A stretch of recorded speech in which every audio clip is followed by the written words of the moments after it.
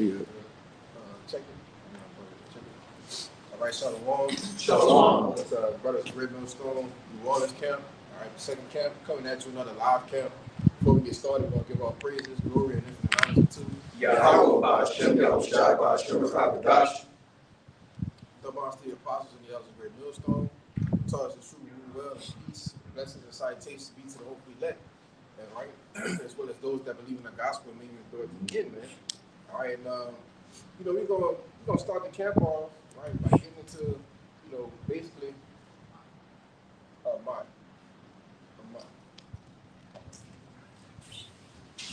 basically getting into holding fast that which we have, man. All right, which is true. All right, which is our crowns, man. But brother, just starting off with that Revelation 2:25. This is the book of Revelation, chapter 2, verse 25. But that which ye have already. And what do we have already? All right, we have the spirit and power of Yahweh Ba'ashem Yahushai first and foremost. All right, brother, give 1 John 2:20 real quick and get that word unction. All right, this is what we have first and foremost. All right, this is what allows us to sup with Yahushai daily. All right, having that unction, that special endowment. All right, of the Holy Spirit. All right, this is what we have, and this is what we ought to hold on to. All right, when you hold fast onto something, you secure it. All right, you don't want to let it go, man. All right, seeing that the apostle, has deemed this year the year of apostasy. All right, sellouts. All right, and agents, man. You gotta pray to the Lord that don't become you. You see, and you gotta hold fast and hold near and dear to this truth, man. All right, because the Lord has given it to you for a reason. Give me 1 Thessalonians 5:9. Bring that out. We can come back to this. It's the book of 1 John, chapter 2, verse 20. It says, but ye have an unction from the Holy One, and ye know all things. Right, we know all things too. By what? All right, pertaining to the scriptures, man. You see? But it says we have an unction. All right, and that's the only way that we understand and know these things, man. You see? Go ahead. That word. It's the word unction. And the Strong's is G5545. It says,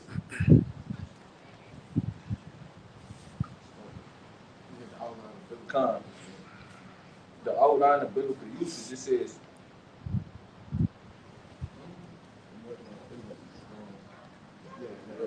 the Strong's definition, it says the special endowment of the Holy Spirit anointing unction.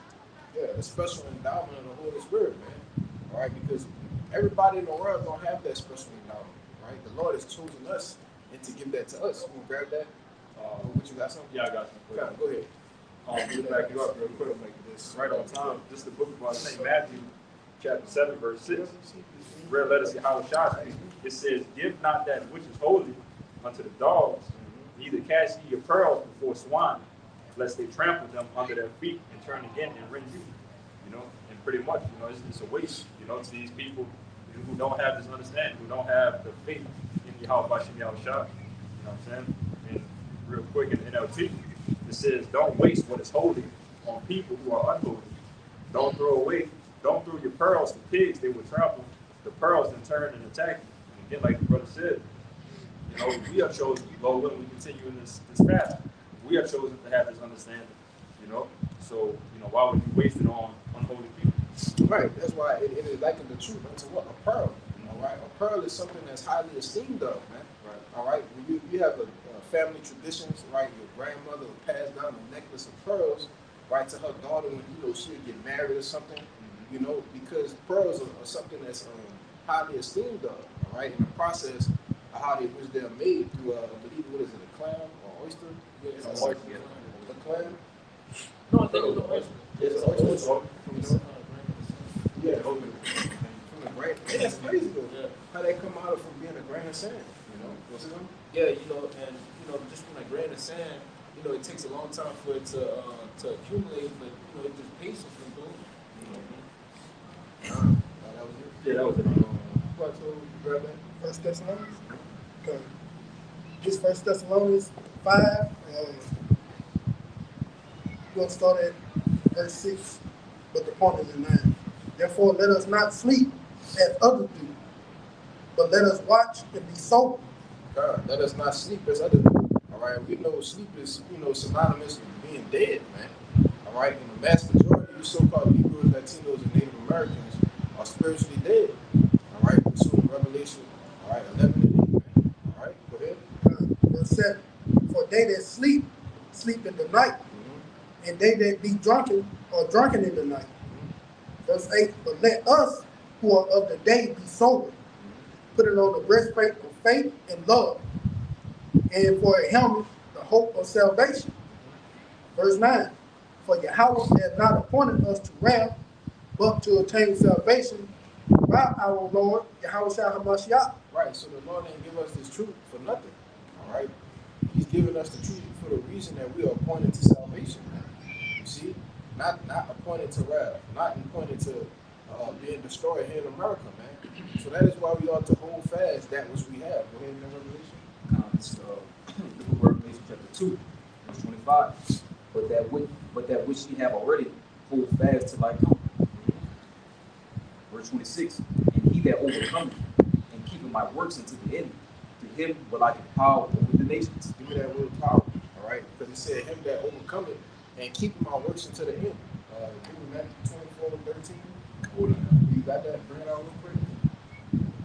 It's the book of Matthew chapter 24, verse 13. It says, but he that shall endure until the end, the same shall be saved. Yeah, but he that endured to the end, man. All right, and that's what this truth is about. It's about durability. All right. Kind of, you got that word power? Yeah, so the outline of the usage. You can start at the outline of biblical usage. And you're gonna read down to let's say him of whose commands must be submitted to and obeyed. This is the book of, like, this is power in the outline of biblical usage. And it is G 1849, exousia. And it says power of choice, liberty of doing as one pleases. Right, power of choice. All right. When you have the power of choice, that means whatever you think, you go and do it. All right. Whatever you want to do, you go and do it. You see, we don't have the power of choice here in America. All right. We still subject, all right, to payments. You see, this place we really ain't got nothing left in, man. All right. Oh, daughter of Babylon, thou ready to be destroyed, man. You see. But go ahead. Leave on permission. Oh, it said doing as one pleases. We don't do what we please here. Yeah. We slaves, man. You see? But it said, he that overcometh and keepeth my works unto the end, to him will I give this over the nations, this power over the nations, man. You see? And it's ultimately going to get into some more. Go ahead. It says physical and mental power, the ability or strength with which one is endowed, which he either possesses or exercises, the power of authority and of right privilege, the power of rule or government, the power of him whose will and commands must be submitted to by others and obeyed. Right. The power or will of him whose commands must be submitted to and obeyed. All right. But this is what we have to hold fast on to. Right. Being a part of the first fruits in the kingdom of heaven, man. You know? It's not going to fit on top. You're going to have to take it off the phone, just hold the phone out, and you just change that bottom piece out. That little flap. Right there, you just going to change. Not right now. You don't have to do it right now. You ain't gonna do it. Okay. I'm just letting you know. So, that was it. That basically is- Get that university. And also says universal authority over mankind. Right, authority over mankind. All right, authority over the fowls of the heavens. Right, the beasts of the earth, the people. Okay, this is what we are holding fast to. This is what a part of being Bible shop. Give me 1 Corinthians 15. Oh, you got that? Oh, absolutely, absolutely. You know, this is what we are holding fast to. You know, being a part of the first fruits, man. Actually seeing the beauty of the kingdom of heaven get built. All right, reigning under Yahweh Shai, man. All right, there's more. That was it. That was it. Okay, read verse 27, sir. It's the book of Revelation chapter 2, verses 26.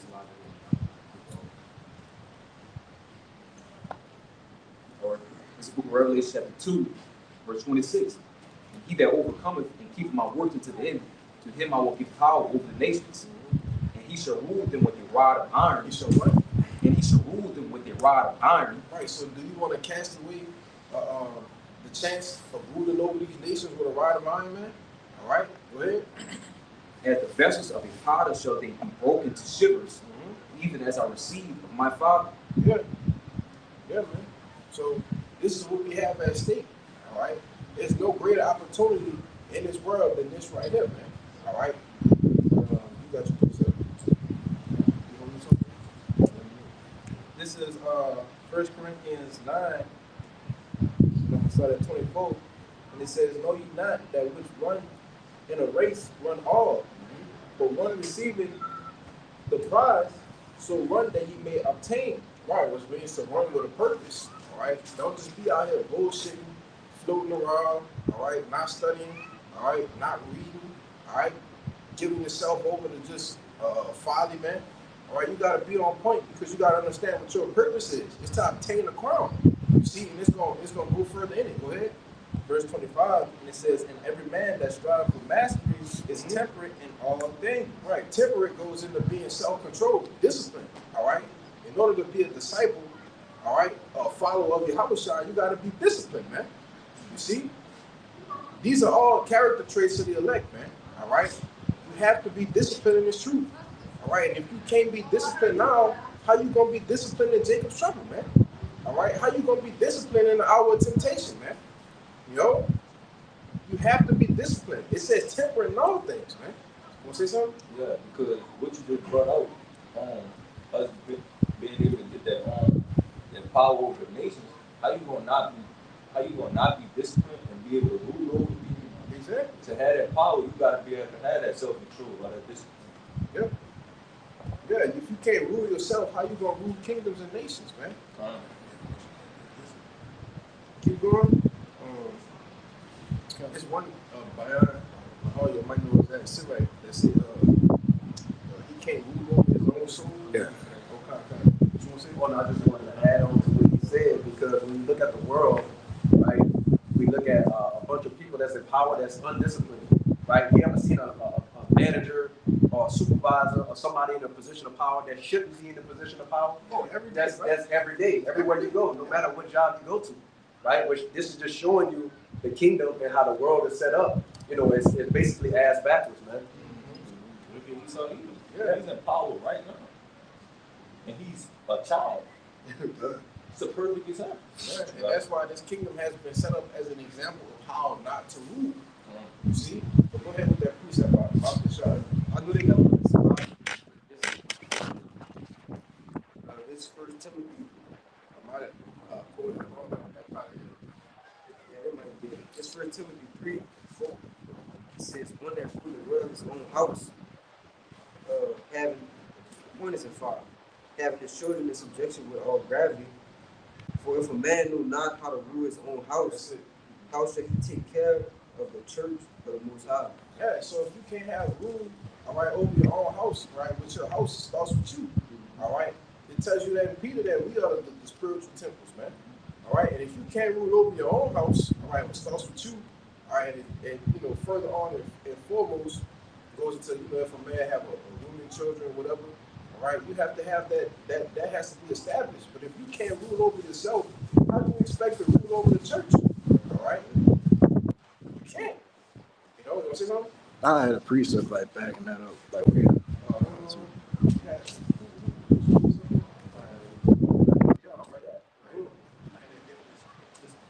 Oh, bring that out. He has more of this. That's what it is. He has more of this. This is the AI overview, the definition for discipline.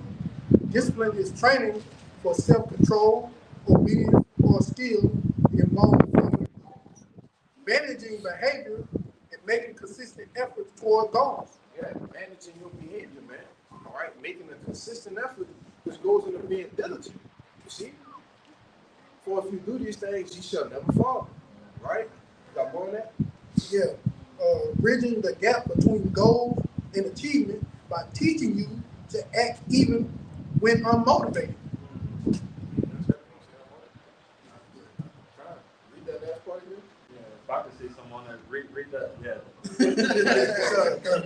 Bridging the gap between goals and achievement by teaching you to act even when unmotivated. Even when unmotivated. That's big, and that hit home. That got to hit home with damn near every brother that's in this truth, man.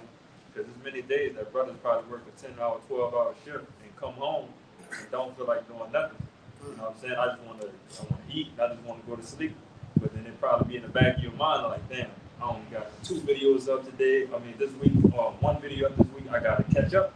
So what you gonna do? Unmotivated, man. Let me read something. Let me watch a video real quick. Let me get in the spirit so I can motivate myself to do it. That happened this week when I ran into you when I was on my way home. Yeah. I had plans on going straight home and just closing my eyes. Yeah.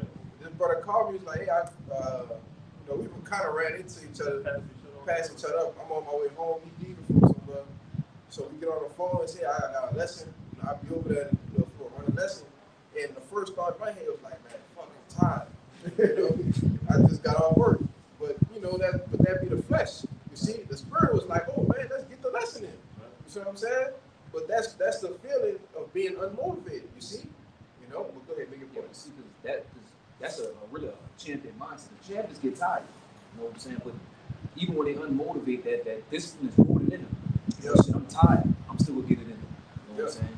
Let's just get a lesson. Matter of fact, let me watch a video for the Lord. These things are rooted utterly in the elect. You know what I'm saying? Even though they wear it out, we still will try to get it the best we can. You know what I'm saying? Yeah, you mentioned something else that's beautiful. You put it on point. You said champions get tired. Yeah. And what you're going to realize in this thing, if you haven't realized already, the thing that separates us from the 2/3 and the rest of the people of the world is our nonsense. Yeah. So how we operate, in that fourth quarter. Are we gonna fold? Are we gonna get tired and want to check out the game because I'm hurt?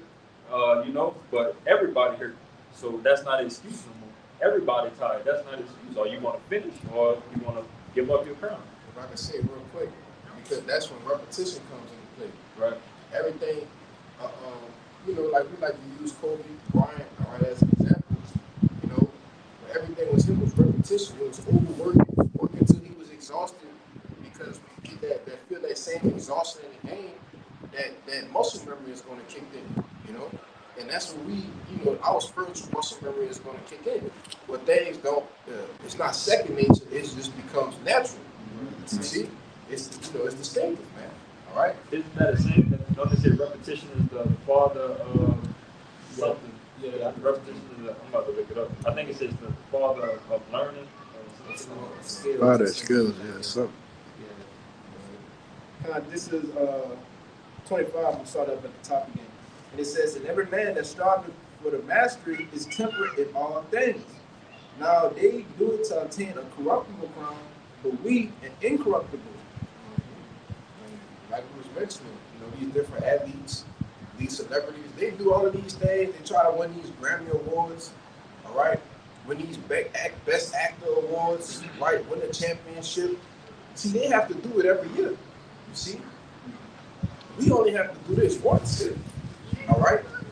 Which is why when a reward comes like that, like the brother, the brother Kayapi on the phone talking about, it's more than just coming to camp, doing videos, and studying, man, all right?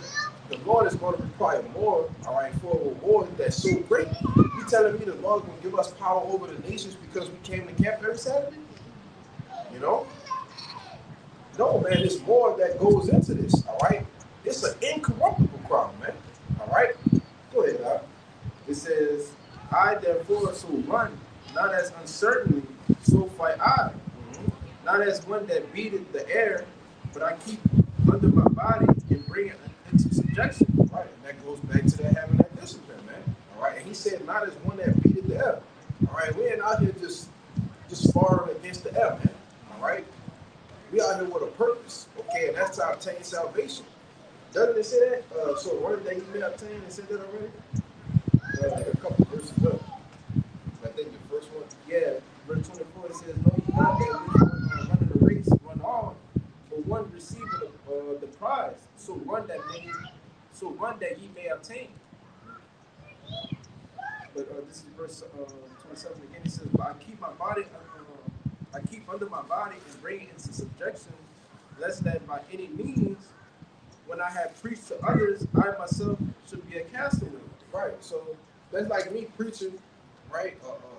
Bringing out the camp or whatever, and then I become a castaway because I'm not doing what I'm teaching. You know, you gotta practice what you preach, man. You see? But you got some precept. I can talk about this. You have some too, right? Just gonna go this way. You have some? You have something else, right? Oh yeah, yeah. Give me that real quick. It's a lot. This is Revelation 3:11, and it says, "Behold, I come quickly. Hold that fast which thou hast, that no man take thy crown." Right, because the Lord is on the way, man. All right. It says, "Hold fast that which thou hast," again, as it backs up in the Revelation 2. Let no man take thy crown. And the first man that'll take your crown is yourself. You know, you got to be checking yourself, man. Yeah, we're gonna read that. Yep, you can read it. It says, "Him that overcometh will I make a pillar in the temple of my power." Yahweh. Yeah, and a pillar, all right, is opposed to Luke 14:28, man. All right, when it says, "Which of you intending to build a tower, right, sit not down first and count the cost." And this man began to build, and he wasn't able to finish, man. You see?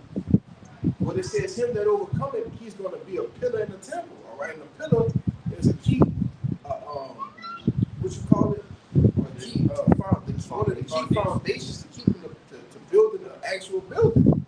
It keeps it up, you know? So when rain and storms and different things happen, the pillars is what's going to keep the building, right?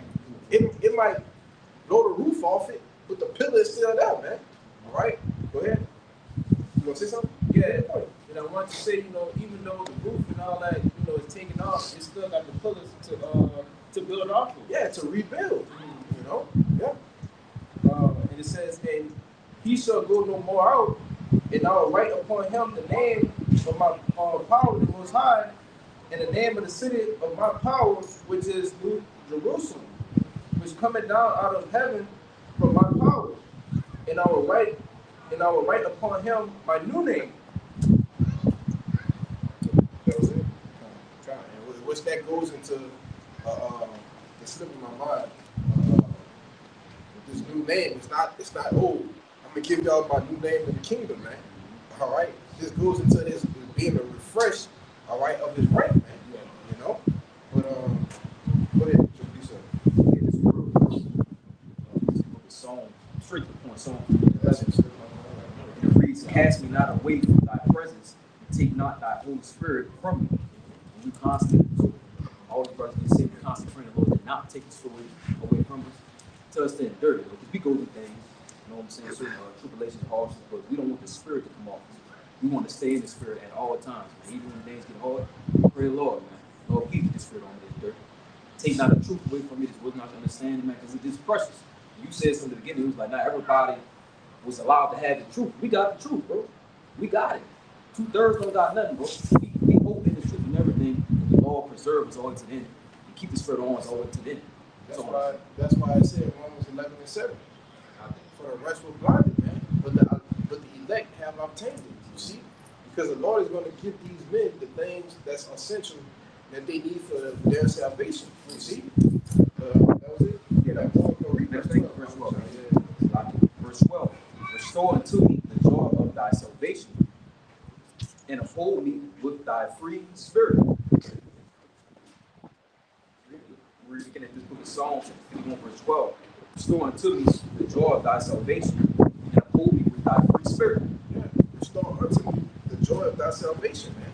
And it says, uphold me with thy free spirit, right? Having that rejoice, all right, having that spirit back restored unto us, all right? And we have to pray this prayer daily, all right? I'm trying to memorize it in the Hebrew, you know, but I'm gonna get there at one point. But go ahead with your precepts. This 1 Corinthians 15. We'll start at 51. So 48. I'm gonna start at 50. It said, "Now this I say, brethren, that flesh and blood cannot inherit the kingdom of the Most High, neither does corruption inherit incorruption. Behold, I shew you a mystery. we shall not all sleep, but we shall all be changed. Right, and these bodies cannot inherit the kingdom. Right, we're not even making it on the chariots in these physical bodies that we're standing in, man. All right, because we're going to receive new bodies. All right. It said what? 51. It says, behold, I show you a mystery. We shall not all sleep, but we shall all be changed. Yeah, we shall not all sleep. All right, we ain't all gonna die here. You know, they tell you that Matthew 16:28. Some men that stand in here shall not taste of death, man. You know, but we are all going to be changed. All right, into what? These new glorious bodies. But give me Philippians 3. Oh, you about to get that? That's all the time. Go ahead, brother. Verse 52, it says, in a moment, in the twinkling of an eye, at the last trump, for the trumpet shall sound, and the dead shall be raised incorruptible. Right, and this is talking about those that died in the Lord, man.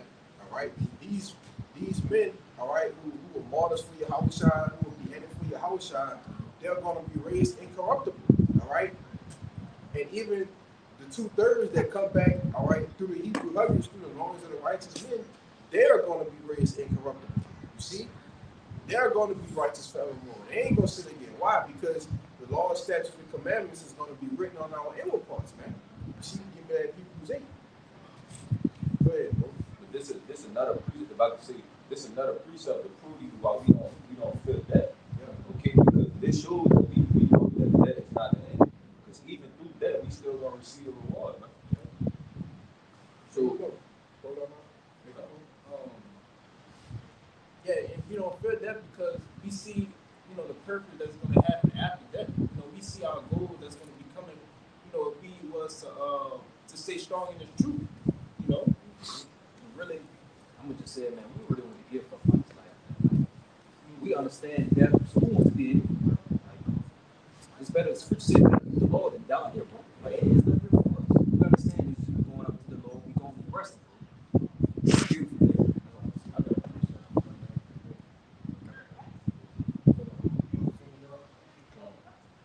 Verse 53, it says, for this corruption must put on incorruption. right, this corrupted bodies, right? These bodies that are always in the middle of an enticement to sin, the middle of being drawn away from their lust, man. All right, these bodies have to go, and we're going to put on incorruption. See, go ahead. For this corruptible must put on incorruption, and this mortal must put on immortality. Right, because these bodies die, man. All right, these bodies decay. All right, they're decrepit. And we're going to get these new bodies to where we don't decay. You see, we're going to get bodies to where we're going to be immortal. We're going to live forever. You see, that's how we kind of finish it. It says, so when this corruptible shall have put on incorruption, and this mortal shall have put on immortality, then shall be brought to pass the saying that is written, death is swallowed up in victory. O death, where is thy sting? O grave, where is thy victory? Right, because it ain't gonna be no more death, man. All right, this thing of death, it's gonna be no more. It's gonna be a former thing, But go ahead, Hezekiah, you can hold on. Yeah, that's the one. Oh, they do? Yeah, Go ahead. I was about to That's read this cool. all the You see where you at? because I really want to get this. Just hold off on that. Let the brother get that right quick. I'm gonna come back to that. This is Revelation Hold it, how about 7 and I'm kind of try to it's 7 and 11 points in like 13. And it says, and all the angels stood round about the throne and about the elders and the four beasts, and fell before the throne on their faces and worshiped the power, saying, Amen, blessed in glory and in wisdom and thanksgiving and honor and power and might be unto our God forever and ever. Amen. And one of the elders answered, saying unto me, what are these which are arrayed in white robes, and whence came they? Okay, and this is going basically into the elect, right? The 144K. Okay, where you at? this is Revelation 7 and 13. Okay. Verse 14, and it says, and I said unto him, it says, Sir, thou knowest. And he said unto me, these are they which came out of great tribulation, right? So, like I was opening up earlier with the, have no man, basically take the crown, man. You know what I'm saying? You're going to be tried, you're going to be tested, right? It says the tribulation is great. It says the same thing in Matthew the 24th chapter. It says immediately after the tribulation, okay? So we're going to have to go through certain trials and tribulations in order to enter the kingdom of heaven, all right? And it says, and have washed their robes, right? Which basically goes into righteousness. I believe it's Revelation 16 and I think 15 says that blessed are they whose garments are white and clean, basically. Yeah, You know? white represents purity. Mm-hmm. All right, and we washed our garments through what? The wisdom and knowledge of Yahweh Bashim Yahushua. We've been made pure, all right, back into our power, man.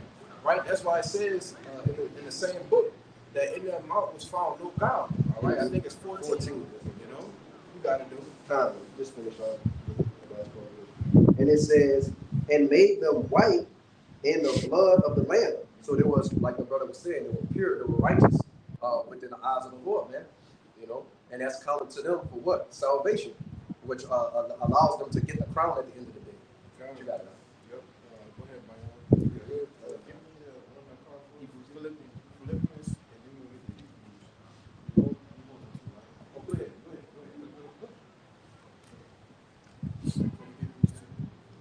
So this is the book that the Corinthians, First Corinthians. This 2 Corinthians 4:16. It says, "For which cause we faint not, but though our outward man perish, the corruptible body, yet the inward man is renewed day by day. For our light affliction, which is built for a moment, worketh for us a far more exceeding and eternal weight of glory. While we look not at the things which are seen, but at the things which are not seen. For the things which are seen are temporal, but the things which are not seen are eternal." And that's including the bodies, that we don't get. Right? The bodies that we are not is temporal, right? It's tangible. You get sick and other things of that nature. But the bodies that we're gonna receive with salvation and the crown is gonna be immortal and eternal. What you gotta do. Absolutely. Bring it up. Because it's in Philippians 3:21, and it says, "Well, who shall change our vile body, that it may be fashioned like unto his glorious body, according to the working whereby he is able even to subdue all things unto himself." Read it again, Brother. This is Philippians 3:21.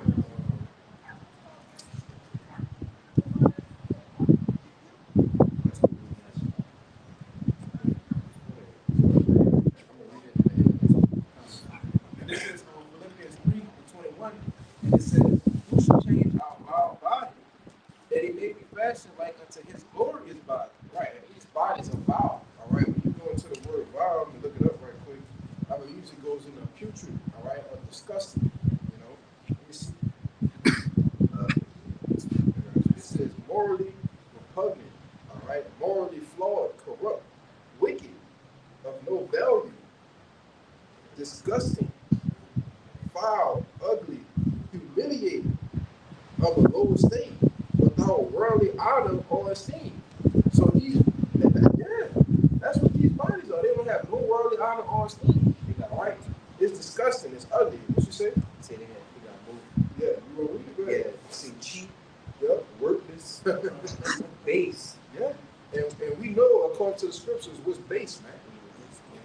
Esau Edom. So this scripture in Philippians is comparing the bodies that we have, right, to the bodies that we're going to receive, and these bodies are base, man. See, these bodies is cheap. Say something. Man, look, even with these cheap bodies, they still better. Yeah, get it in the hallway where it say the angels are. You know where it's at, where the angels marvel at us, the work that we're doing, man. Because we in these decrepit, disgusting, cheap ass bodies, man. And Salakia, but ain't no Salakia, ain't out by shy, but it's just comparing these bodies to the bodies that we're getting ready to receive, man. You go into the spiritual powers that we're gonna have, all right, mentally, physically, all right. Oh man, come on, man, go ahead, brother. And it says, according to the working whereby he is able even to subdue all things unto himself. Right. So when you read it in NLT, it says he will take our weak mortal bodies and change them into glorious bodies like his own. All right. And this is speaking of Yahweh Shai. All right, because he has his body already.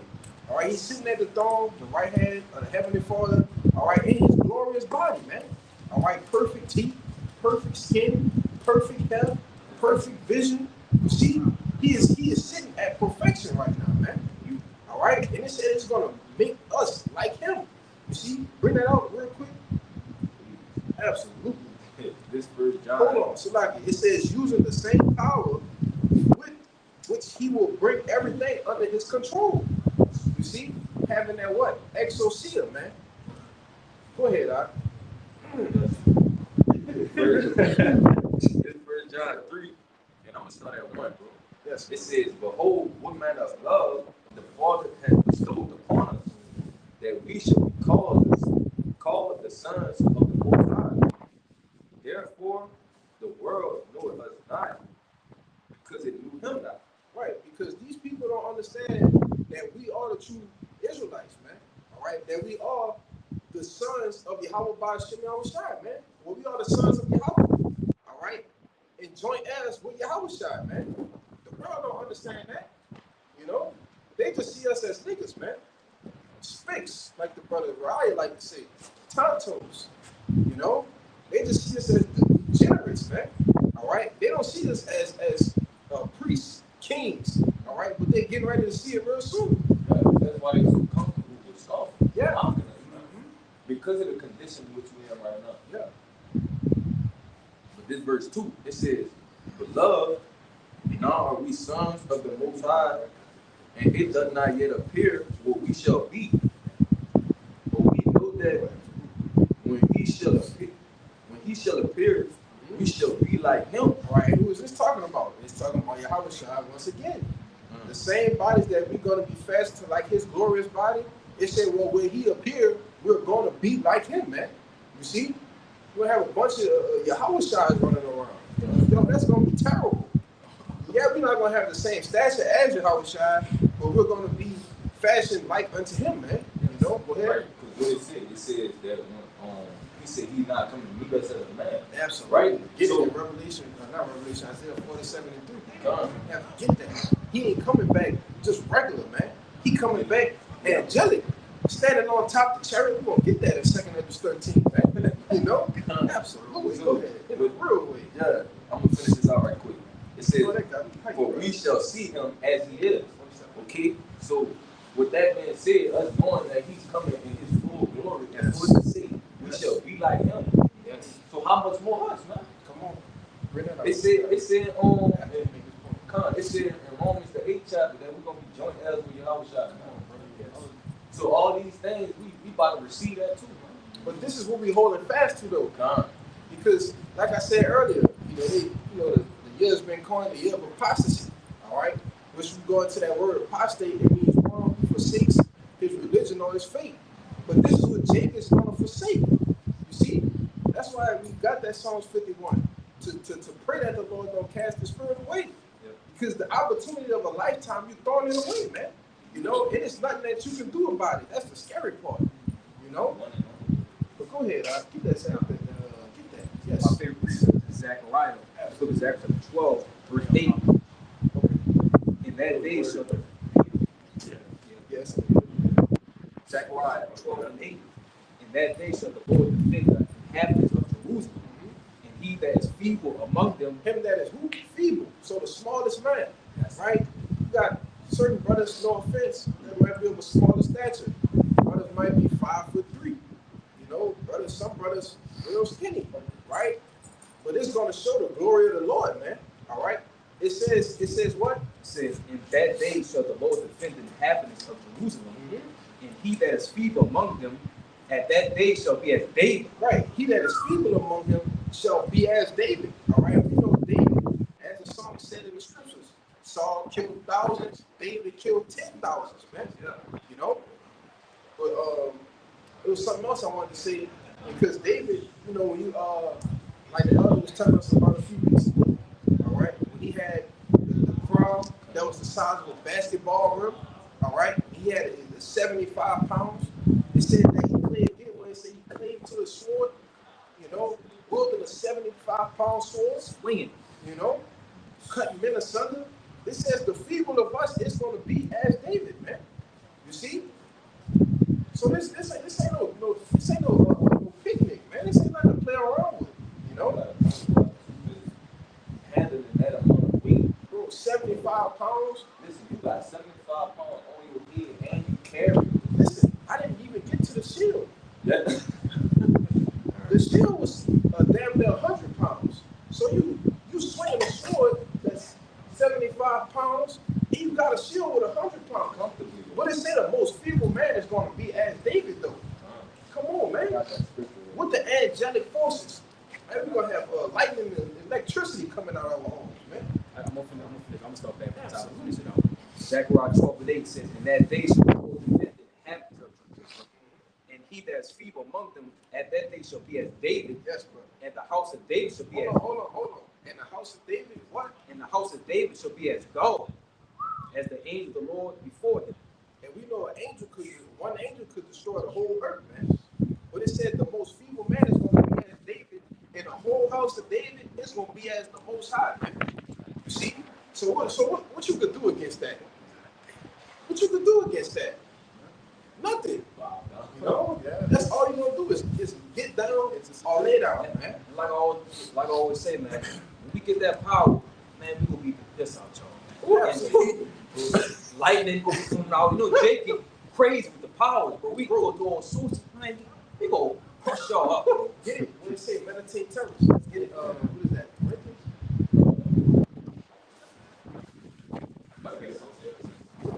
Good. Think about it. But like you said, this is why we say this, because, bro, the other nations, they not gonna receive this. So they gonna be how they is right now, but in the kingdom. So if we get all this power, what we gonna do? That's straight up suggestion. Yeah, I don't think. King David with the talent of gold, the found his place on his bed. Okay, I just Whenever y'all got, bro, just let me know you got something. Bring it on. So like it. I miss your point. Yeah. No, I said because, like the brother said, that's why we say we gonna beat the piss out of Edom, man. Because, bro, they not gonna get this body when we enter the kingdom. So when we get these new bodies and the least of us is as David, what they gonna do, bro? Dang, man, think. You got it. You got that clear to the sword? Yeah, I was looking for, I know I got the talent. This is just real quick. This is 2 Samuel 12, and I'm gonna kind of go straight to the point. 29. It says, "And David gathered all the people together and went to Rabbah and fought against it and took it. And he took the king's crown from off his head, the weight wherefore was a talent of gold." Yeah, I looked it up on the phone. It says the weight whereof was a talent of gold with the precious stones, and it was set on David's head. And he brought forth the spoil of the city in great abundance. And he brought forth the people that were therein, and put them under saws, and under harrows of iron, and under axes of iron, and made them pass through the brickling. And thus did he unto all the cities of the children of Ammon. So David and all the people returned unto Jerusalem. Right? And just backing up what that brother was talking about, you know, the talent of gold is a talent of gold was a large unit of weight, around 75 pounds, money, and often used of gold and silver. So the crown that the Ammonite king had himself was 75 pounds, but the Lord slew the king, took the crown and put it on his own head, man. Okay? You know, going to show you basically, you know, back then just the stature and the nature of us was a lot bigger, man. You know, we're basically, what they call that, Salakia, what they call that, we're basically shells of ourselves. You know what I'm saying? We lost our stature, our original stature, man. Okay. You just want to precept? I had, yeah. This that this 2 Samuel 23:10. It says he arose and smote the Philistines until his hand was weary, and his hand clave unto the sword. And the Lord Yahweh wrought a great victory in that day, and the people returned after him only the spoil. That but the point being, like his hand cleave to the sword. That's spiritual power in itself, man. Yeah, To when you become go ahead. for your mind to be that, in the battle to where it's like the sword cleaving to your hand actually became your sword. Right? Mhm. That's real spiritual. Right. I got a quick precept backing up the spiritual power. This is Psalms 18 and verse 31. It says, "For who is God save the Lord, or who is a rock save unto the power? It is God that girdeth me with strength." So the Lord is the one that gives us what? The spiritual power, like the brother was saying, to basically be one with the sword. You know what I'm saying? The same as, the angels, but basically the angels, they have spiritual power too, obviously, right? Where they're able to guide the chariots around and different things of that nature, right? And it says, "It is God that girdeth me with strength and maketh my way perfect." It says, "He maketh my feet like hinds feet and setteth me upon high places." Yeah, because it even tell you that Ashael, he could run like I said, hell, you know I like that. yeah, I know you like that. Yeah. Yes. They say he could run. What is like a deer? Yes. And, hey brother, if the Lord make your feet like hinds feet, that means you got like what your boy name is? The Flash. The Flash, yeah. The Barry Flash, Allen. man. That means you got super speed, man. Right. You see?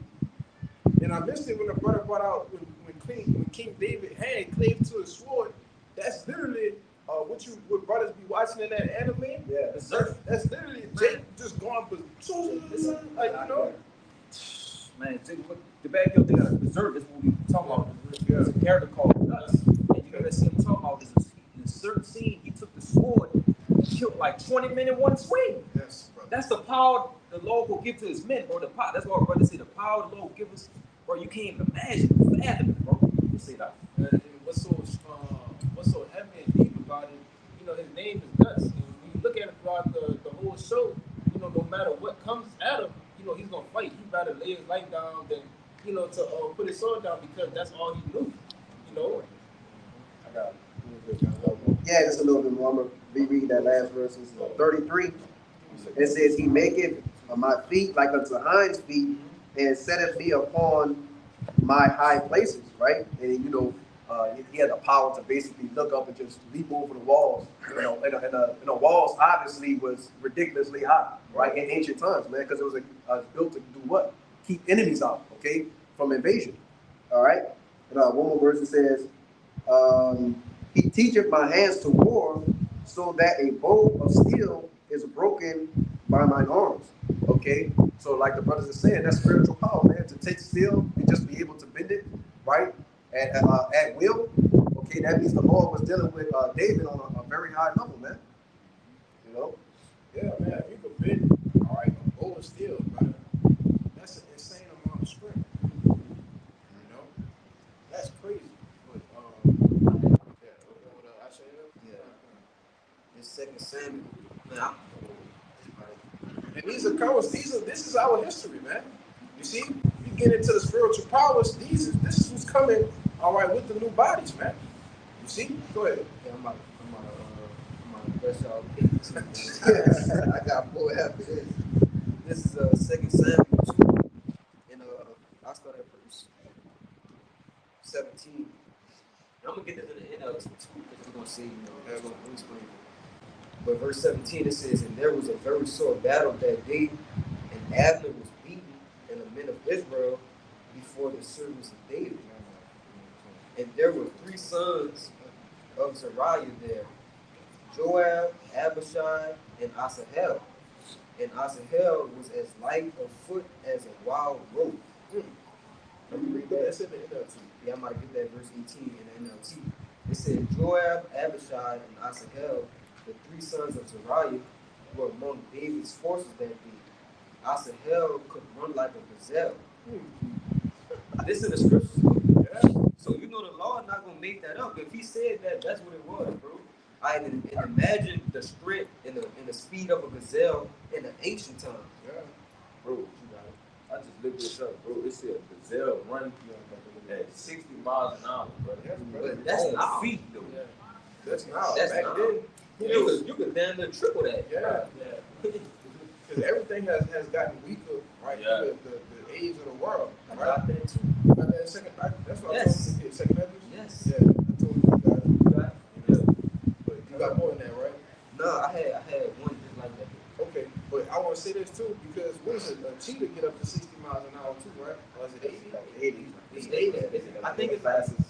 between 60 and 80 in under 3 seconds. But yeah, but they have a hard time catching gazelles.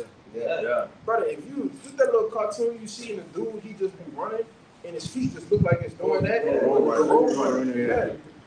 That's bro. Because they're not just fast, but they got lightning reflexes too. God. Like they're not just running fast, like their reflexes, everything about the movement is just instant.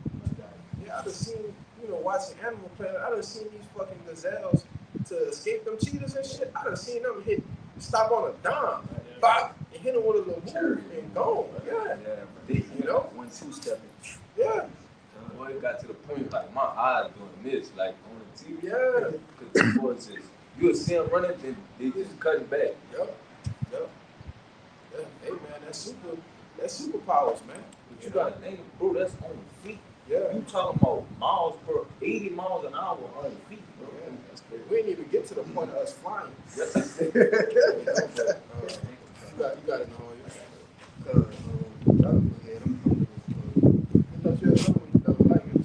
Yeah, I do. I'm in the chapter. I'm just, Yeah. I forgot what This is the book of Jeremiah, chapter 51, verse 20.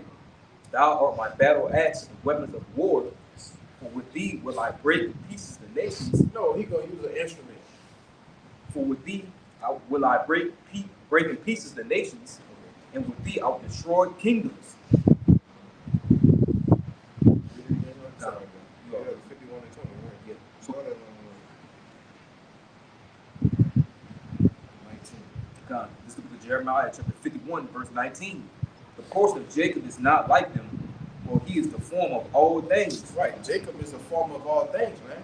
All right, he is the progenitor, all right, of these nations. You see, we go back to who Jacob's forefather was, right? Who his forefather was.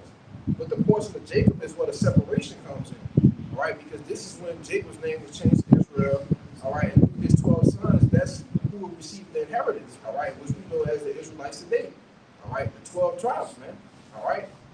But that's why you have Jacob is always the most desired after, right? Everybody wants to be like a so-called black man, a so-called Latino man, a so-called Native American man. All right, everything here on the planet Earth, everything is molded, all right, after the so-called Negroes, Latinos, and Native Americans, man. All right, they tell you that it's right. He that is honored in poverty, how much more riches, man. You see? Here's the portion. It said what? It says, the portion of Jacob is not like them. He's not like them. You see, he's not like the other nations. Go ahead. I just got that word portion in the online etymology. This is portion, early 14th century. It says allotted part assigned, attributed. It says lot, fate, or destiny, right? So the lot, the fate of and destiny of the elect of the nation of Israel is completely different from the other nations, right? That's why we're talking about the spiritual power and them basically having to retain these mortal bodies and die off and all the rest of that kind of stuff. Yeah. Yeah, that's what we holding fast to. We still holding fast to this though. You see what I'm saying? This goes deep, man. All right, we just not out here for the fuck of it, you know. We just not out here to just go, oh, they just like to go out there and put on costumes. No, this is what we holding fast to. You see, this is what we hope to be a part of. All right, Lord willing. You know, go ahead. Right? Yeah, because just like you said, like he from that what that was, the Corinthians, with the race, right? The same way they go so hard to obtain these things that's corruptible. That's how hard we going for this, man. At a consistent pace, man. You know. God, go ahead. God. book of Jeremiah, chapter 51, verse 19, the portion of Jacob is not like them, for he is the form of all things, and Israel is the rod of his inheritance, and the Lord of hosts is his name. Verse 20, thou art my battle axe and weapons of war. So the Lord said we are his battle axe and his weapons of war. He didn't say that he need a gun. He didn't say he need a sword. He said, no, I got Israel. I got the people that I have chosen, man. All right, go ahead. For with thee will I break in pieces the nations, and with thee I will destroy kingdoms. Yeah, with thee. All right. With us, the Lord is going to come back. All right. When Yahushua cracked the clouds, okay, get it in Isaiah 66 and 15, real quick, Baruch the shot. All right, because it says the Lord is going to come with his chariots like a whirlwind, man. Yes. All right, when he cracked the clouds, we coming to break this kingdom down, man. You see? That's why the angel said in Revelation, behold, the kingdoms of this world are become the kingdoms of our Lord. You know? Brother, got it real quick? Yeah. This is Isaiah 66 and verse 15. And it says, for behold, Yahweh will come with fire and with his chariots like a whirlwind, to render his anger with fury and his rebukes with flames of fire. Right. So if the Lord is coming back, all right, it said with one chariot? No, it said with his chariots, With his chariots and what? like a whirlwind. Like a whirlwind. Go ahead. It says to render his anger with fury and his rebukes with flames of fire. And the Lord is coming back with chariots. All right? Plural. Okay? We might see millions of chariots in the skies, man. You know, before we get beamed up, Lord will. You know? When you talk about 144,000 men, you know, we believe that each man has an angel that's assigned just to protect him. You see? So what if the Lord coming back with 1 million chariots, man? You know?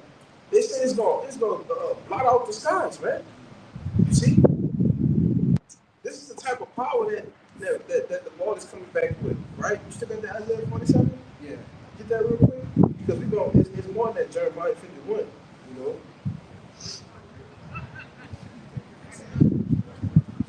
Oh yeah, come. You gotta get that second Amos 5 too. Yeah, 47. Yeah, this Isaiah 47 and 3, and it says, thy nakedness shall be uncovered, yea, thy shame shall be seen. I will take vengeance, and I will not meet thee as a man. Right, he's not coming back as he came, all right, in his last reincarnation, as a regular man, like we are. We regular men, all right? He's coming back angelic, man, with the forces that we have never seen on the planet Earth, man. The movies that you dream about, all right? The Thanos, you thought Thanos was bad, you know? I'm talking about when he had all the stones. Yeah. You thought he was bad then. Snap that finger. When he snapped that finger. Go ahead, say something. No, I was gonna say, even without the stones, he was bad as hell. Yeah. You know what I'm saying? Yeah. I'm saying he beating up everybody without the stones. We put hump to shame. Right. Man, That's powerful. that's crazy, man. He put that man to shame. Yeah. Yeah, man, you beat the shit out the Hulk, brother. I was pissed off at that. I was really pissed off. I was pissed off he never recovered. They never gave him his glory back. Bro, he beat the shit out the Hulk so bad. Like the brother said, he beat the piss out of him so bad that the Hulk ain't gonna come out no more. Yes. Yeah. But you thought that was bad. What you think the Yahushua getting ready to do? Right. And these are regular men that he's coming and put down. You see? Ain't nothing, man. Edom ain't got no special forces, man. You know? Ain't nothing special about him. They trying to create these super soldiers and shit, but that shit ain't got, man, come on, man. That's like fine. But even with that, look how when Thanos entered the atmosphere, man. They knew. That fucking mothership he had, Yeah, they right? knew. With multiple ships behind that. Yeah. That's the same with the love will come back, man. And they got that shit straight out the scriptures. God. Thanos was a depiction of Yahushua coming back to lay the righteous order back down on planet Earth, man. You know? Look, dude, that same way they turned around and stopped him, that's not gonna happen. Yeah, you they know don't what I'm have saying? Yeah. You got more? Or that was They even had the nerve to put it in because his whole motive was to erase some of the population. Well, Yeah. after that 1,000 years, Esau gonna get eradicated from the among the people. Yeah. So they got the whole gig about this person, bro. But they know their judgment. They know how Yahushua coming back to do. And he know he coming back to judge the world. You know, so go ahead with that precept you told me. Con. Yeah, for What is that? yeah, this Judges 20, and this is one of my favorite ones too, bro. Just going into the, the spiritual power that the Lord, that He gives His people, and that we gonna get, later on. This is Judges 20. And I'm gonna read it in the NLT too, but I'm gonna read it in the KJV first. Judges 20 and 16. It says, among all these people, there were 700 chosen men left-handed. Every one could sling stones at an hair breadth and not miss. I'm gonna read that in the NLT, verse 16. It says, among Benjamin's elite troops, 700 were left-handed, and each of them could sling a rock and hit a target within a hair's breadth without missing. That's crazy. That's crazy. Like imagine a thin piece of hair from a distance and being able to sling a rock at it and hit it, bro. On the down. But that's spiritual power. Yeah. You can't just do that. Do that shit, man. Bro, That shit a rock and I'm gonna search it up. brother. If I pull the hell my video and come on, all right. A hair's breadth, brother. Well, you start backing up, you gonna You ain't eventually gonna not see see that. But that means you gotta have your eyesight gotta be On point. on a different level. Sharingan. You know? That's the Sharingan. That's the Sharingan. You know? I don't even know what that is. It's good though. It's something serious. And that's what it is. Yeah. You know, go ahead with your precept, brother. Khan, this is Micah 4. I'm just gonna start at verse 9, but the post is like 13. It says, Now why doest thou cry aloud? Is there no king in thee? Right? This is talking about the nation of Israel. It's going to go through the birth pains up until basically the spiritual power. But the nation of Israel does have a king, man.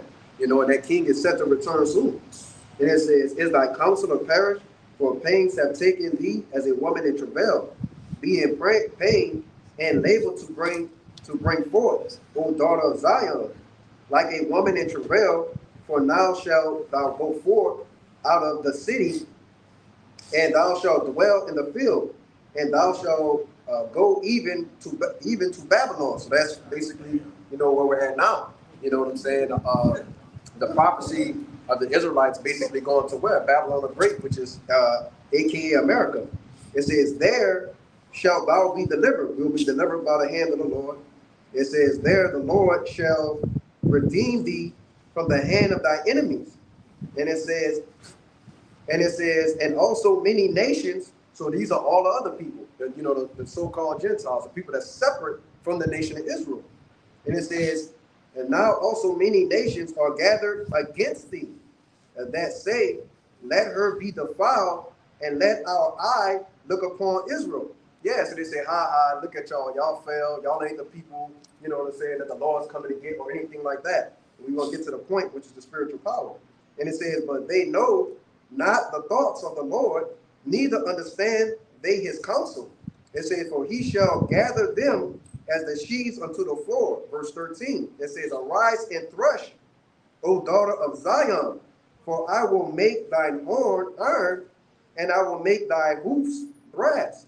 And thou shalt beat in pieces many people, right? And all those people that was laughing from the other nations, right? They're going to basically get beat to pieces, which is an ancient way of saying the Lord is going to completely destroy them using his people.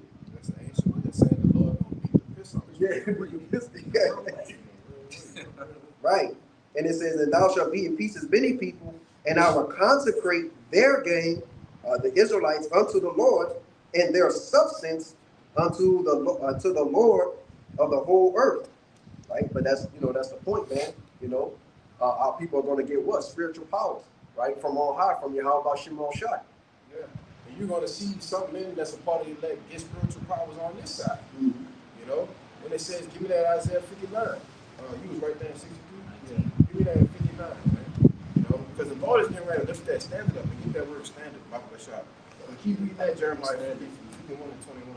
God, we're going to get Jeremiah chapter 51, verse 21.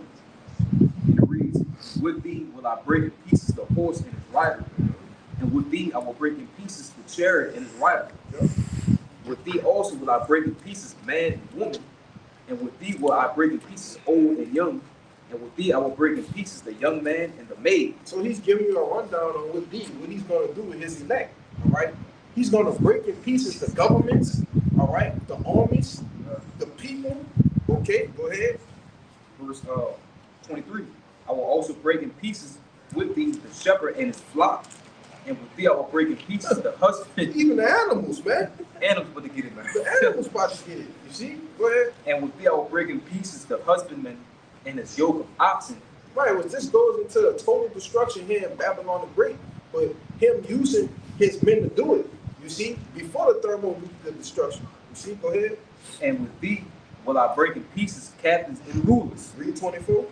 And I will render unto Babylon and unto all the inhabitants When of you go Chaldea. into this word render, it means to repay, all right, or to recompense. Go ahead. So he's going to repay Babylon what? And I will render unto Babylon and to all the inhabitants of Chaldea and all their evil that they have done in Zion in your sight, save the Lord. Yeah. And so a great recompense is coming upon you people here in America, man. All right.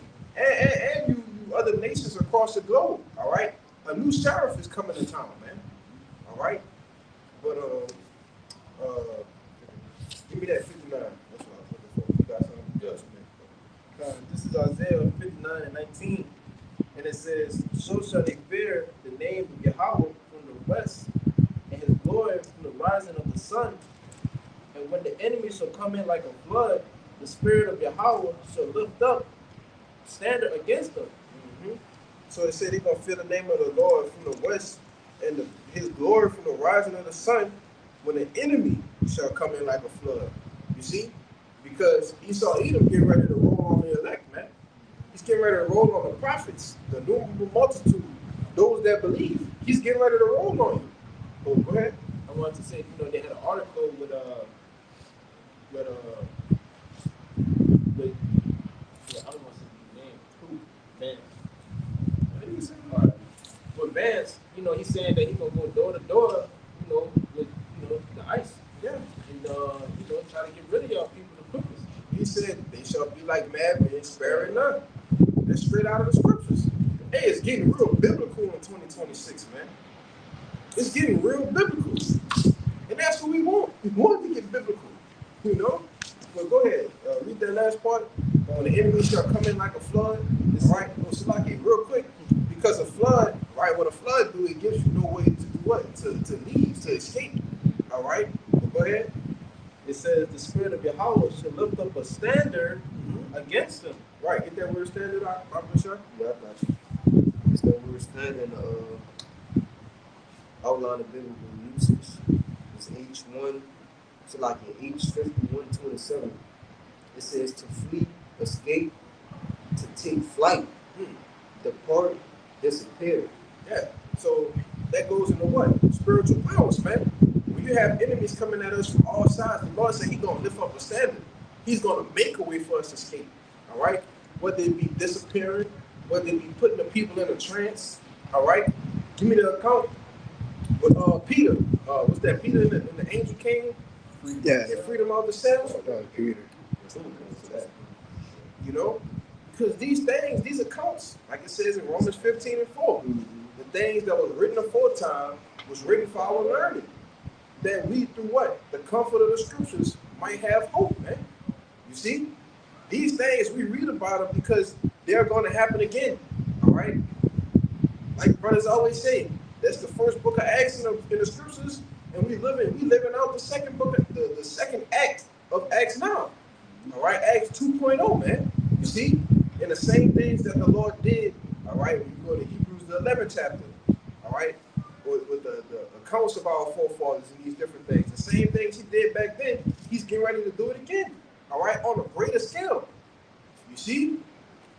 Because as the miracles on the left-hand side multiply, when Esau Edom is getting it up there, right, the miracles on the right-hand side is going to multiply even greater, man. You see? And man, the Lord getting ready to work, man. You find it, it's in Luke. Talking about the one where Peter was in jail. I can't hear that. You're talking about the one where Peter was in prison and the angel. It's Acts 12:5. Acts 12:5. I got it. This is Acts. You said 12:5. Yeah. Start at the top. Time. This is Acts 12 and verse 1. It says, now about the time Herod the king stretched forth his hand to vex certain of the church, and he killed James, the brother of John, with the sword. Right. This is the times that we're coming into. We may see a brother get put to death. You see? We may see a brother get martyred, right? But we still gonna hold fast though, right? Go ahead. And it says, and because he saw it pleased the Jews, he proceeded further to take Peter also. Which these are the apostles, man. All right. These were those that was with Yahushua, and they all died gruesome deaths. You see? Go ahead, brother. Yeah, and I just want to say, after he killed James, he saw that the other Israelites liked it. They was happy that it happened. Yeah. You know, and they wanted, so he's like, now I'm gonna go get Peter too then. And they want this to happen to their own people. And this was around the time of the Passover as well. For those who don't know, which is why brothers always, start with the apostles on down, talk about how it's always a time of sifting. Things always happen around the time of the Passover, man. And we coming up on it within a month or two. Go ahead. It says, then were the days of unleavened bread, and when he had apprehended him. I just said that. Yeah. The days of the unleavened bread. Go ahead. And when he had apprehended him, he put him in prison and delivered him to four quaternions. How do you say that? Which is four soldiers, basically. Okay. Centurions, which is it don't say that, but that's what it is. Yeah. Go ahead. And it says of soldiers to keep him, intending after Easter to bring him forth to the people. Right, which Easter in the scriptures is what? Around the time of the Passover. You see? Go ahead. Peter therefore was kept in prison, but prayer was made without ceasing of the church unto the power for him. I'm gonna do a lesson on that because that's how important prayer is. You see? And we have the names to cry unto Yahweh Bashim Yahushua. And he's gonna hear our prayers in these times of trouble. You see? Give me that in 2 Letter 16 and about 74. I just want the point. Oh, you got that? Okay, Yeah, this is second the point when it said the days of trouble I had, but I will deliver you from the same. Yeah, all right. This is 2 Esdras 16 and 74. It says here, O ye my beloved, saith the Lord, behold, the days of trouble are at hand, but I will deliver you from the same. Yep. Now go back to the Acts 12, because this is what Esdras, right? And if you don't know, Esdras was written before this happened in Acts. All right. So this is in real time. You see, and Esdras prophesied about that back then. It happened to Peter. It happened, to some of the other apostles or whatever. At that point in time, it was appointed for them to escape judgment. Right. But we know Peter was crucified upside down. Right. You see, but to say the Lord is still going to deliver us from the same. And Lord will, we get to the chariots, man. Right? But go ahead, Al. Verse 6, and it says that when Herod would have brought him forth, the same night Peter was sleeping between two soldiers. So they had, imagine sleeping right here, and they got two men standing next to you, man. Go ahead.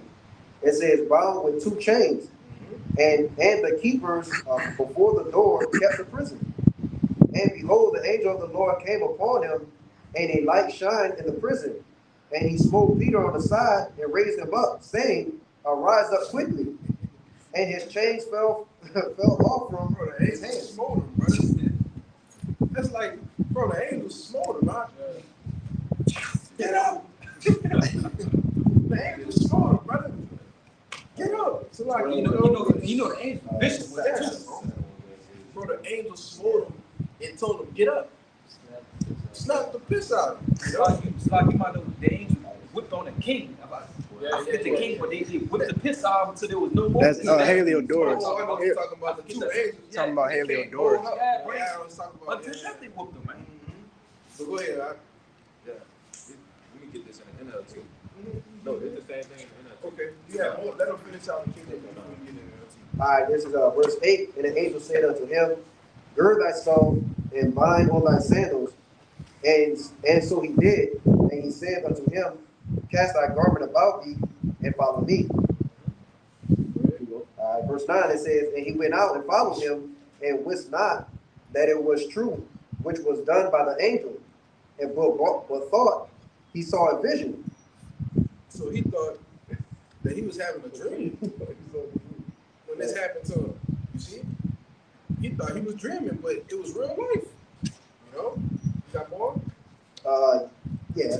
And it says, and when they were past the first and the second word, it says they came unto the iron gate that leaded unto the city, which opened to them of his own accord. The door just opened up by itself. And then, like, brother, this is what we're saying. This is the standard that the Lord is lifting up. That's why I had that brother get that account, because this is the type of standard, right? And that word standard is said to make a way to escape, to flee, to disappear. What the Lord literally did this with Apostle Peter, man. You see? Go ahead. And they went out and passed on through one street, and forthwith the angel departed from him.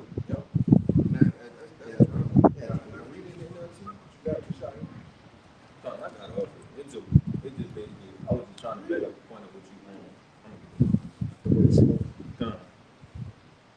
It's Acts 12:7. It says, suddenly was there a bright light in the cell, and an angel of the Lord stood before Peter, and the angel struck him on his side to awake him and said, quick, get up. And the chains fell off his wrist. You know the angel, huh?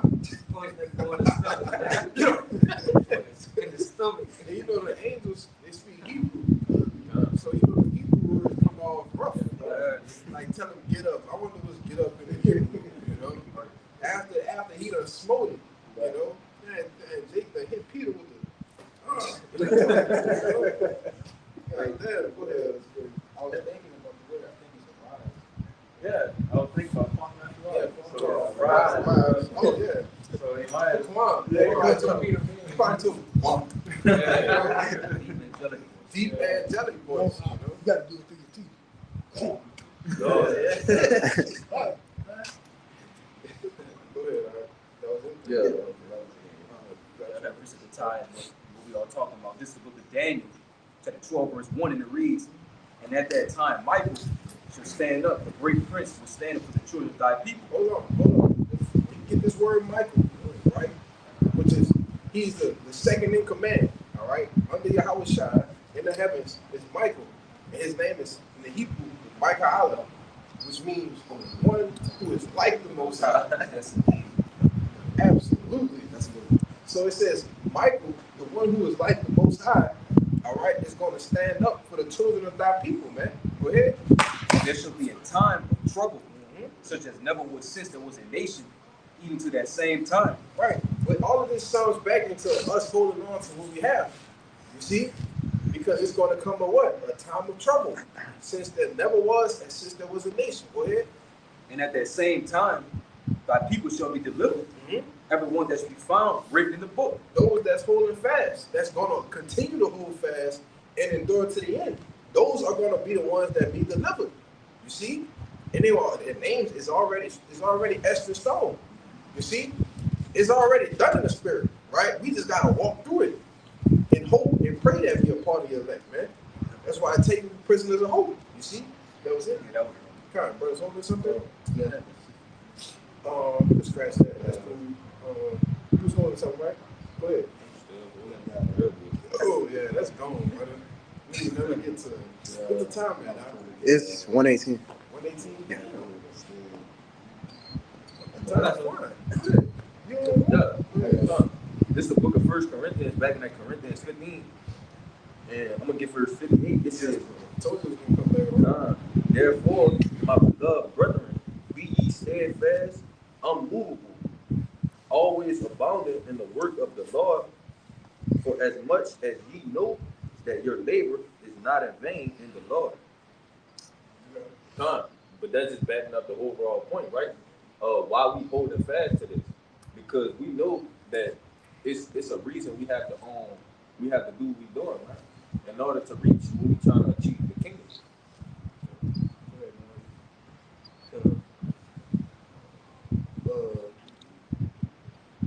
Yeah, just to put our time back into that point of, lifting up the standard. This Daniel 6, and I start at 16. It says, then the king commanded. It says, then the king commanded, and they brought Daniel and cast him into the den of lions. Now the king spake and said unto Daniel, thy God whom thou servest continually, he will deliver thee. So he was talking smart. It says, and a stone was brought and laid upon the mouth of the den, and the king sealed it with his own signet and with the signet of his lords, that the purpose might not be changed concerning Daniel. Then the king went to his palace and passed the night fasting, neither were instruments of music brought before him, and his sleep went from him. Then the king rose very early in the morning and went in haste unto the den of lions. And he came to the den, he cried with a lamentable voice unto Daniel. And the king spake and said to Daniel, O Daniel, servant of the living power, is thy servant of the living God, is thy power whom thou servest continually able to deliver thee from the lions? Right, and this is where your faith comes into effect. All right, this is if you truly believe the Lord gonna put this test on you, man. It might not be as substantial as this, but it's gonna be in some way, form, or fashion. You know, go ahead. Verse 21, then said Daniel unto the king, O king, live forever. My power had sent his angel and had shut the lions' mouths, that they have not hurt me. For as much as before him innocency was found in me, and also before thee, O king, have I done no hurt. I read verse 23. Then was the king exceeding glad for him, and commanded that they should take Daniel up out of the den. So Daniel was taken up out of the den, and no manner of hurt was found upon him, because he believed in his power. That's it. And that's the power of believing, man. The power of having faith. That's power. That's spiritual power in itself. Us believing in Yahweh Shai now. That's spiritual power in itself. You see? But go ahead. You got something? Okay. Okay. This is Revelations 3 and 10, and it says, because thou hast kept the word of my patience, I will also keep thee from the hour of temptation, which shall come upon all the world to try them that I had dwell that upon Bell the and earth. Dragon account. You know, the same thing that happened to To back him up. forgot I had that account of Bell and the Dragon to back him up. But the same thing that happened, to him, he was kept from that, he was kept. He wasn't able to suffer those days with the lion. You know what I'm saying? Yeah, and that's how the Lord is going to keep us from the hour of temptation, which is when that time where that testing comes upon us. When we present it with the MOTB, we going to believe and have faith in Yahweh Shai that He going to deliver us from this, man. Whether it be our heads going to guillotine or whether He do what? Lift up that standard like He did for Daniel. You see? Like He did for Shadrach, Meshach, and Abednego. You got that comment, Bell and Dragon? Yeah, I got it. Go ahead.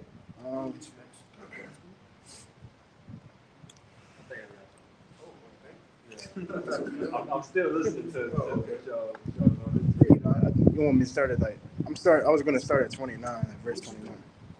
All right, this is backing up the brother Naalia with the account of Daniel. This is Bell and the Dragon this is Bell and the Dragon, chapter 1, verse 29. So they came to the king and said, deliver us Daniel, or else we will destroy thee in thine house. In verse 30, now when the king saw that they pressed him sore, being constrained, he delivered Daniel unto them, who cast him into the lions' den, where he was 6 days. In the den there were 7 lions. Hold on. It didn't say 6 days in that one, huh? That man was in the lion den for 6 days? That's crazy. Bro, and they said the lions were starving. Mm-hmm. They starved the lions. They starved them on purpose, and he was in there for 6 days. I didn't hear that. Shit. Not my first time, but I didn't think about that when he read the account in actual Daniel, because it didn't mention 6 days. Bro, being in there for 6 days, brother. You know, type of hungry lions. Fierce. You know, different lines back Yeah. then. Like we was gonna bring out that second of this fire. Yeah. Everything now is less of a statue. You know? Big, if a lion's big, not like you go to the zoo and you'll see like a lion big as a motherfucker. But back then, there was 3 times what there is now. Probably like the lion, for that Beast. That's the wickedness, but Yeah, they're pretty big. Go ahead, man. Is Bel and the Dragon 1 verse 31, who cast him into the lion's den where he was 6 days. Verse 32. And in the den there were 7 lions, and they had given them every day 2 carcasses and 2 sheep, which then were not given to them, to the intent that they might devour Daniel. Man. So every day they ate 2 carcasses and 2 sheep, but they purposely didn't feed them. So they could make sure that they eat Daniel. And that pissed them off too. Yeah. If you're supposed to be on that regularly eating, program, and for some reason it's not coming at this time that you think, that's gonna agitate you. Yeah. Yeah, Job 5:19, it says he shall deliver thee in 6 troubles. Yea, in 7 there shall no evil tempt thee. And it said he was in the one for 6 days. 6 days. But in the 7th where the Lord came through, he said, so let's go. That 7 represents completion. I just want to say real quick, because y'all talked about the size of the lion's statue. They had a brother that had a dream on the GMS testimonials. He was on the run with another person, but he perceived him to be a brother too. He didn't really know him, but he perceived him to be a brother. And he said they entered into the city. These lions entered into the city. He said, but these lions weren't normal lions. They looked like, they was like twice the size of a lion. They all looked like Scar. You know, Scar had like a dark coat to him or whatever. He was different looking. He said all of them was like that. He said he ran. He said even he was on the run. He ran in a bathroom scared. You know how somebody's scared, panting, and all the rest of that kind of stuff. He said a lion came to the bathroom door and got up on his hinds and just pushed the door open. Like he was as big as the door. So imagine the top of a door, and he just pushed it open, even though, you know what I'm saying, it wasn't supposed to open. And when he came in, he just, he came up, real close to him. He kind of like sized them up, but then he backed out and walked away. And then that's, the brother was just thanking the Lord, because everybody, you just hit the screams from everybody else in the city. Just the lions was tearing up everybody in the city, But that's, that's the type of shit that happened in the dream too. Yeah. Like this, damn well this lion not put over. Yeah, exactly. Say with ease, it was like nothing. Go ahead and finish it off. Con, this is back in Bel and the Dragon, verse 33. Now there was in Jewry a prophet called Habakkuk, who had made pottage and had broken bread in a bowl, and was going into the field to bring it to the reapers. Verse 34. But the angel of the Lord said unto Habakkuk, Go carry the dinner that thou hast into Babylon unto Daniel, who is in the lion's den. Verse 35. And Habakkuk said, Lord, I never saw Babylon, neither do I know where the den is. Verse 36. Then the angel of the Lord took him by the crown and bare by the hair of his head, and through the vehemency of his spirit set him in Babylon over the den. So he carried him away. Habakkuk like, look, I don't know Daniel. I don't know what Babylon at. like, come on, Lord. Like, what you want? And the angel's like, man, just get the food and let's go. Just straight like that, Go ahead. Con. Verse 37. And Habakkuk cried, saying, O Daniel, take the dinner which Yahweh Shemel has sent thee. And Daniel said, Thou hast remembered me, O Yahweh Shemel, neither hast thou forsaken them that seek thee and love thee. That's beautiful, man. It shows you that what? Goes back to Isaiah 59 and 19. Making a way for us to escape. Whether it's, man, the Lord took a whole prophet to go feed another prophet from a whole different part of the earth, man. You can't tell me that's not a spiritual power in itself. He teleported Habakkuk, man. You see? That's what the Lord is going to do for us, man. You got to believe that. Go ahead, This scripture is perfect, man. What it say. This is Rock 2 and 10. Absolutely. Look at the generation of old and see, did ever any trust in Yahweh Shai and was confounded, question mark? Or did any abide in his spirit and was forsaken, question mark?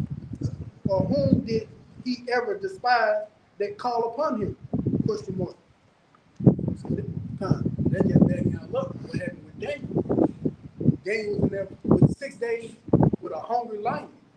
Yet Yahweh Shema Shai still remembered. Why? Because he still called upon the name. And he fed him while he in the den with the lion. Hungry lions that they had.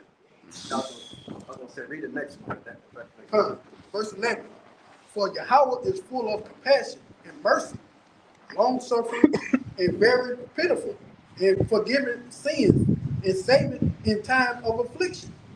Amen. The Lord get ready to save us in the time of our affliction.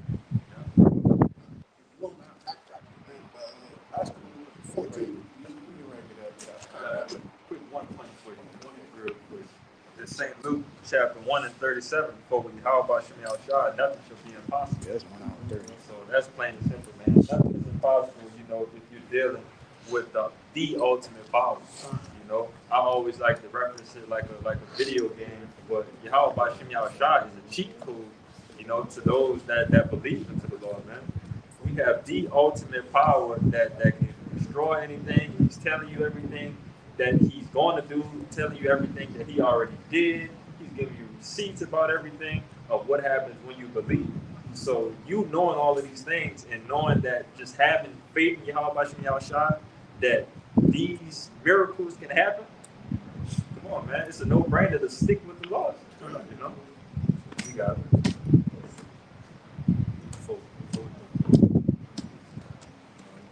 Oh yeah. Back in that Job, the back there brother about the animals. We the Lord we be messing with like a Jacob trouble with animals.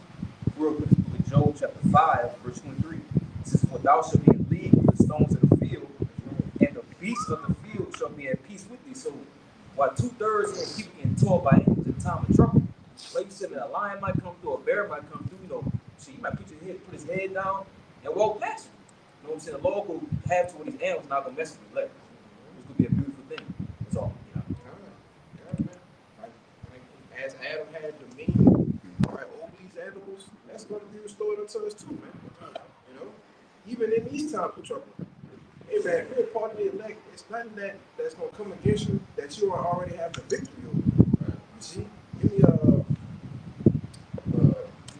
Get out. Give me 1 John 5 and 4. Go ahead with your precept. This is just something you had quoted earlier, but it makes sense. This Romans 15 and 4. It says, for whatsoever things were written aforetime were written for our learning, that we, through patience and comfort of the scriptures, might have hope. So the different accounts that we have been bringing out, right? These things were written for us now to be able to have that hope and the faith to continue. If I can add to you, bro, ultimately, the Lord, one thing that you notice about the Lord is that he covers all corners. He's not going to let anything come through slick that would cause you to err off in any type of way. You know what I'm saying? But just having that in your head and having, again, all of these accounts to see damn near any and every situation that we've been through or possibly could go through, the Lord is going to tell you what's going to happen after. That's why we don't fear death. That's why we don't fear, we don't fear men. We don't fear about none of these things that most people are shaking in their boots, Brother, we went into so many accounts for everything. Every topic he's going into, he got accounts to show, like, look, this happened. It's going to happen again. Right. See? But, you make a point? No. Okay. That was it. How Jake can even, think that? People say that they believe in the scriptures, they believe this is what you're supposed to abide by, but they believe these to be fairy tale stories or something. Like all of this truth and all of these things that you believe in, now all of a sudden this is just some bullshit. Like, come on, man. This is Philippians 4:13, and it said, I can do all things through Hamashiach, which strengthens me. This is Philippians 4:13, and it says, I can do all things through Hamashiach, which strengthens me. Right, the fact of the brother. But when y'all by shooting our shot, nothing is impossible. And we can do all things, man. It ain't nothing too hard for us, man. We truly believe that. But, Oh, go ahead. Sorry. This is Acts 4:12, Yes, brother. and it says, "Neither is there salvation in any other, but there is none other name under heaven given among men whereby we must be saved." And, you know what I'm saying? This is very powerful because, Yahweh Shai, they gave us, their names so we can call upon them. And like it says no name under the heavens that, we can call upon to be saved. So you can't call on these false idols and none of that and so on and so forth. But it shows you how powerful these names are today. I got you one backing that up. This is the book of Proverbs, chapter 18, verse 10. The name of the Lord, Yahweh Bashem Yahshua, is a strong tower. The righteous run into it and is safe. Backing up what the brother just said, the name Yahweh Bashem Yahshua is going to be very crucial in these perilous times that we're going to come into. That's why the name is so important. The book of Romans, chapter 8, starting at verse 33. Who shall lay anything to the charge of the Most High's elect? It is Yahweh that justifieth. Who is he that condemneth? It is Mashiach that died, yea, rather, that is risen again, who is even at the right hand of the Most High, who also maketh intercession for us. Right, so Yahweh Shai is in the heavens making intercession for the elect. All right, that's why I said, who shall they charge to? When you got Yahweh Shai as our lawyer, that's the person that's mediating for us, man. You see, but go ahead. This is why he's mediating. Go ahead. Verse 35. Who shall separate us from the love of Hamashiach? Because of the way we feel about the Lord, man. All right? There's nothing that can separate us from the love that we have for Yahweh Shai, man. Seeing him laying down his life for us, even to have a chance and repentance, man. You see? This is why we hold fast to what we have. Because look at what Yahweh Shai did for us, man. Go ahead. Shall tribulation or distress, right? Tribulation, distress, when times get tough. No, go ahead. Or persecution, or famine, or nakedness, or peril, or sword. And these are the times that we're getting ready to enter to. The brother read Daniel 12th chapter, a time like never before. But it said, who shall these things separate us from the love of Yahweh Shai? No. Go ahead. As is written, for thy sake we are killed all the day long. Even unto death, man. Still ain't separated from Yahweh Shai. We know if we die, we got a quicker chance of getting to Yahweh Shai. Yeah. See? We are counted as sheep for the slaughter. Nay, all these things we are more than conquerors. So for all these things, all right, it don't matter. That covers pretty much the whole circumference of things we're going to go through. It says it don't matter, but in all these things, we are more than conquerors, man. Meaning we are more than able to go through it and to finish it. You see? Go ahead. Nay, all these things we are more than conquerors through him that loved us. For I am persuaded that neither death, nor life, nor angels, nor principalities, nor powers, nor things present, nor things to come, nor height, nor depth, nor any other creature shall be able to separate us from the love of the Most High, which is in Mashiach Yahweh Shai, our Lord. Yeah, so nothing can separate us, man. If you're a part of the elect, there's nothing that's going to separate you from Yahweh Bashem Yahweh Shai and being a part of this, and being a part of this grand party, all right, and a part of the grand entrance that Yahweh Shai is getting ready to make in the planet Earth, man. There's nothing that can stop you from being a part of the elect, whether you die, whether you live, man. All right, it don't matter. You see, that was it. Time.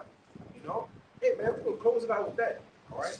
So, anybody want to make any closing points, closing remarks? Yeah, man. So, Lord willing, this camp was edifying. All right, and all the faith that you need, the courage that you need, the history that you need. All right, in order to get through until the end. All right, you got it, man. So with that, we're gonna go ahead and give all praises, glory, and honors unto Yahweh Bashem Yahweh Shai Bashem Rakadash. Double honors once again to the apostles and the elders of Great Millstone. And peace, blessings, and salutations be to the hopefully elect. Shalom. Shalom. Abba, Abba, Abba, Abba, Abba, Shalom.